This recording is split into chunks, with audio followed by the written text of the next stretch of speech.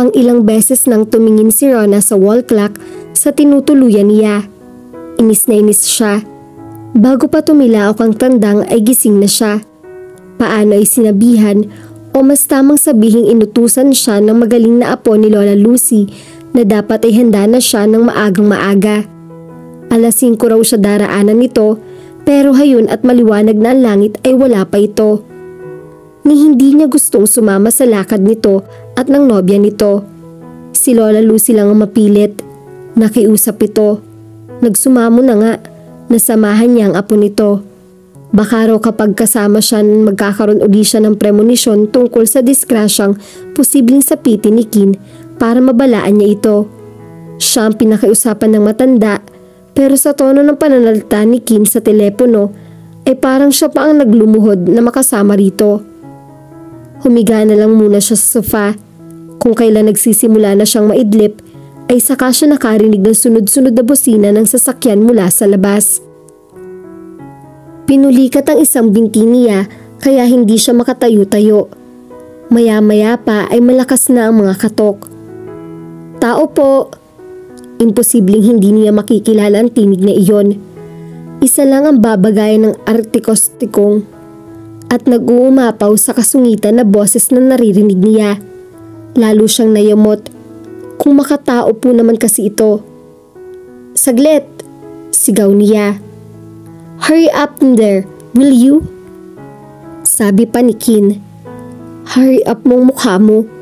Ang balak niya ay lalakad siya kahit paika-ika. Pero dahil napikon siya, ay lalo pa niyang tinagalan ang pagkakaupo. Bumilang siya ng 10 bago siya tumayo. Nang buksan niya ang pinto, ay naaktuhan niya nakakatok na naman ang lalaki. Nagpapaimportante ka ba? Tanong nito. Pinulikat po ako kaya hindi ako makalakad. We're late. At kanino kasalanan iyon? Ngaling-ngaling pamamayawang niya. Look, I don't like this. Hayag nito. That makes 2 of us. Nag-English siya para ipakita rito na marunong din naman siya niyon. Nakiusap lang si Lola. Sabay nilang sinambit ang mga katagang iyon. Natigilan sila pareho. Si Kin ay parang bahagyang nabawasan ang pagkakahlukot ng mukha. Maybe we can just pretend that you tagged along.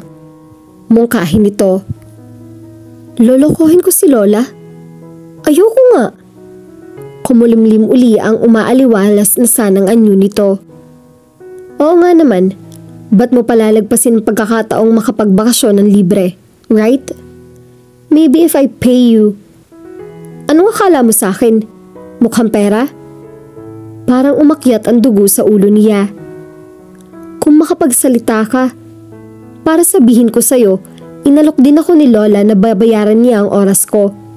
Tumanggi ako dahil naging mabait naman siya sa akin at tulong ko na lang ito sa kanya. Kaya huwag kang umasta na parang huthotera ko dahil sasamain ka sa akin. Kung ayaw mo talaga makasama ako, sa lola mo sana'y ko humuirit at huwag na akong petsahin pa rito. Okay, fine. Let's just go. But stay out of my way. Gusto pa itong sagutin ni Rona pero bumelta na ito at naglakad pabalik sa nakaparadang sasakyan nito. Hindi man lang nakapag-gentleman. Pagbubusan niya sa isip niya. Hayon at hinayaan siya nito na mag-isang bitbitin ang mga gamit niya. So what kung isang bag lang iyon? Nagpalat mo nga naman man lang sana ito. Kung sa bagay, bakit pa ba siya umasang gayong obvious na hindi na ito ang akalang katalagang gentleman? Nasaan ang jowa mo? Tanong niya kay Kin nang marating niya ang sasakyan. Nasa loob na ito at nakabukas ang passenger side. Pahiwatig siguro na doon siya maupo. What kind of term is that? Ngumiwi ito na parang masakit sa pandinig ang sinabi niya. Linggo ito ng mga bagets na kagaya ko. Sagot niya. Nasan ba siya? Nasa kanila pa. She wasn't ready yet so I decided to fetch you instead. Para mamaya tuloy-tuloy na tayo. Ganon? Akong ginigera patanip mo? Yung jowa mo pala ang may kasalanan kung bakit mataas na ang araw ay nasa kamay nilaan pa tayo. Humikab siya. Ang aga kong nagising, grabe. Akala ko kasi maagang alis natin. May nagsabi kasi sa akin, ipinagkabilin-bilin pa na huwag akong papatay-patay kumilos. My mistake, okay? Saad nito. And if you must know, maaga talagang schedule ng alis natin. But Trisha overslept. Okay. Sabi niya, pero ipinapahalata dito na hindi yun okay sa kanya. Will you just shut up? Anito. Sabi mo eh. Sumandal siya sa upuan kapag kanay pumikit na. Maya-maya lang ay naidlip na siya. Excuse me. Ang may katarayang tinig pati na ang pagyuyugog sa kanya ang gumising kay Rona. Napasarap yata ang tulog niya dahil naalimpungatan pa siya. Pagdilat niya ay hindi pa makapag-focus ang mata niya. Bumabelo pa lang siya para gumising nang gusto nang mapasilip siya. At sa sumunod na mga sandali ay nagsalambiya na sa diwa niya ang sunod-sunod na mga tagpo. Hindi magaganda ang mga iyon pero hindi klaro kung ano. Pero kahit hindi malinaw sa kanya kung ano eksakto ang pangyayari, ay nag-uumapaw ang pakiramdam niya na konektado iyon sa sasapiting disgrasya ni Kin.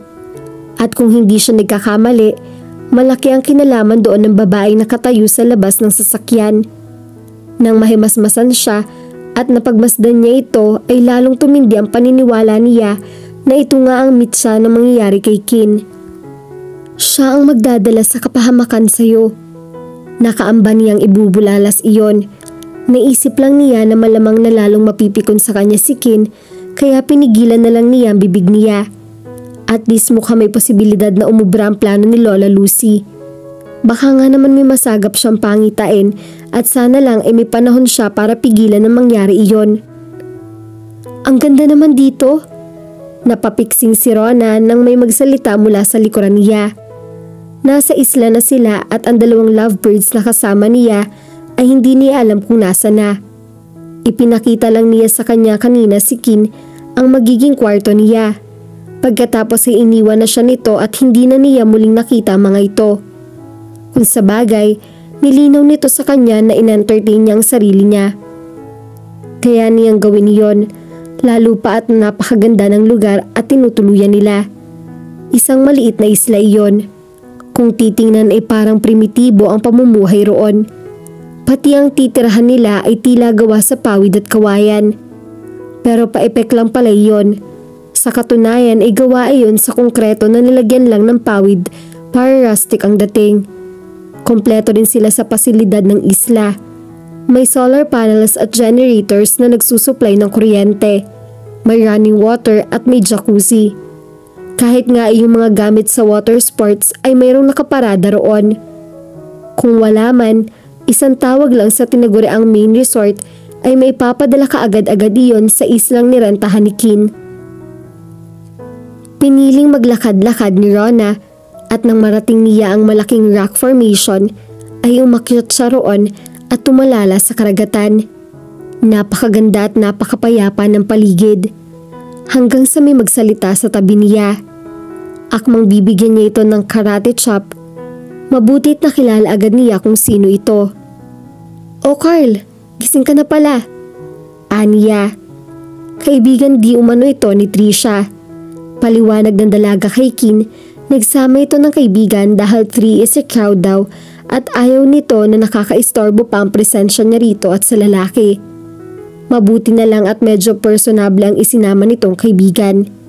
Puyat daw ito kaya pagdating kanina sa isla ay naglungga na muna ito sa kwarto. "I had a nice nap. Ikaw ba?" Ani Carl.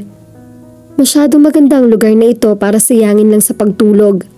Sagot niya. "Oh well, I have plenty of time to explore the place. Nagpahinga ka muna sana." "Mamaya na lang. It's so nice here ha." Anito. "Sobrang ganda." Nang lingunin niya ito ay sa kanya ito nakatingin. "Haha, style mo bulok. Bumenta na yan, nalugi na nga." Hirit niya. Tumawa naman ito. Nalugi na ba? Funny how it still works with other women. Pues, ibahin mo ko. Saad niya. Nasaan ba yung dalawa? Naispatan mo na ba? Umiling ito. Namamasyal siguro. Ito naman, wag mo na silang istorbohin at moment nila ito. Kaya nga ako nandito para wala silang asungot. Wait, don't tell me na crush mo si Kin. Napatingin siya rito, saka humagalpak ng tawa. Iyon na yata ang pinaka nakakatawan joke na narinig niya mula pa kanina. Hinay-hinay at baka mahulog ka. Anito, hindi kasi patag ang batong kinatatayuan nila. Hinawakan pa nito ang braso niya para alalayan siya. Naudlot ang pagtawa niya. May naramdaman siyang kakaiba sa sandaling sumayad ang kamay nito sa kanya. Pero sa pagkakataong iyon ay walang lumabas na imahe sa diwa niya. Instead, she felt uneasy. Baba na tayo. Yaya niya, saka siya pumihit kaya napilitan itong bitawan siya. Hayun pala sila eh. Anito at nang lumingon siya ay nakita niyang maitinuturo ito. Nasa dalampasigan sina Kin at Trisha. Naglalakad na magkahawak kamay. Gayahin natin. Yaya ni Carl at bago siya makatanggi ay hinagip nito ang kamay niya. Nagpatiuna ito sa pagbaba para maalalayan siya. Napailing lang si Rona. Normal na babae siya kaya may panahon din na umaasam siya na makatagpo na ng lalaki magpapatibok ng puso niya. Potential candidate ba si Carl? Tiningnan niya ito. May tsura ito, oo. Pero kahit kaunting pagkabok sa dibdib niya ay wala siyang nadama habang nakamasid siya rito. Kabugin mong ulo mo. Sa mga kwento lang ata nangyayari yun. Naisip niya. Nakarinig siya ng tawanan kaya napalingon siya sa magjowa na nasa baybayin. Biglang hinubad ni Kin ang t-shirt nito. Tumakbo ito papunta sa karagatan. At noon niya nadama ang kabog ng dibdib na hinihintay niya. Ganda ng abs. Sumingit iyon sa isipan niya. Parang ang tigas ng dibdib. Sumunod pa iyon. Kung hindi pa ito lumusong sa tubig ay hindi pa yata siya mahihimasmasan. Bigla ay naalala niya ang pangitain niya. Wait! Sigaw niya. Saka siya nagkakamahog na tumakbo papunta sa lalaki. Sa pagmamadali niya ay nawalan siya ng balanse at nahulog pagbaba sa batong tinutungtungan niya. Kaya ko, giit ni Rona kasabay ng pagpalis sa mga kamay na nakalahad para umalalay sa kanya. Mabuti na lang at hindi nabagok ang ulo niya sa pagbagsak niya. Parang nabugbog ang ilang bahagi ng katawan niya pero maliban siguro sa pasa ay wala naman siyang malalang pinsalang tinamo. Napakalakas yata ng tili niya nang magsimula siyang gumulong kaya natawag niya ng pansin ng magsing irog na naghaharutan sa dalampasigan. Ilang sandali lang pagkatapos ng paglanding niya sa buhanginan ay may malalaking paa nang tumambad sa paningin niya habang binabawi pa niya ang hininga niya. Nakatalungko sa tabi niya si Carl. Panay ang tanong kung okay lang siya. Pero hindi niya pinansin ito. What happened? Nang mag-angat siya ng tingin mula sa malalaking paa ay mukha ni Kin ang nakita niya. Lumapit ang mukhang iyon nang tumalungko siya sa tabi niya. Her heart quickly started hammering in her chest. Kakaiba iyon sa pagkabok ng dulot ng takot na nararamdaman niya. Nagsisimula ng kumalma kanina ang kalooban niya pero sa paglapit na mukha ni Kin ay lumakas na rin ang sasal nito. Wala po rin itong suot na t-shirt kaya nakahain ang mga paningin niya sa napakagandang katawan nito. Hindi niya inakala na pwede pala siyang maapektuhan ng namumutok na abs, matitipon ng braso at malalapad na dibdib. She fell, ani Carl. Okay ka lang? Tanong ni Kin sa kanya. Tumango siya at nagsimulang bumangon. Inilahad ni Kin ang kamay nito sa kanya pero hindi siya humawak dito.